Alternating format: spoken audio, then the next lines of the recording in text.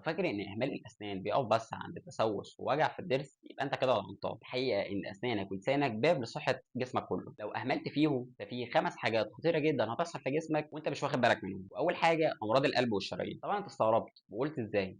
احب اقول لك ان الدراسات اثبتت ان التهابات اللثه المزمنه بتدخل البكتيريا للدم، وده بيزود خطر الجلطات ومشاكل القلب. يعني اهمال اسنانك ممكن ياثر على قلبك نفسه. تاني حاجه مشاكل في الهضم. هل عمرك سالت نفسك إيه علاقه الاسنان بالمعده؟ الجواب بسيط جدا، وده لان الاسنان هي اول عمليه في عمليه الهضم. لو مسوسه او بتوجعك مش هتنضغ كويس، وبالتالي المعده هتتعب اكتر. تالت حاجه التهابات مزمنه في الجسم. اهمال الاسنان بيخلي الالتهاب شغال في جسمك طول الوقت، والالتهاب المزمن مش بس بيبوظ اللثه لكنه بيضعف المناعه وبيسبب امراض تانية. 4 تاثيره على الحمل والولاده. ستات كتيره ما يعرفوش ان امراض اللثه ممكن تزود من خطر الولاده المبكره او نقص الجنين، يعني زياره الدكتور اثناء الحمل مهمه جدا. 5 ضعف الذاكره والمخ. في ابحاث حديثه بتربط ما بين التهاب اللثه او امراض الاسنان وما بين تراجع الذاكره والزهايمر، والسبب ان البكتيريا والالتهابات بتاثر على المخ على المدى البعيد. دلوقتي عرفنا ان اهمال الاسنان مش بيأثر على بقك بس، ده بيأثر على جسمك كله. عايزك تقولي في الكومنتات ايه اكتر نقطه ما كنتش متوقعها وفاجئتك. في النهايه ما تنساش اللايك والسبسكرايب، وسلام.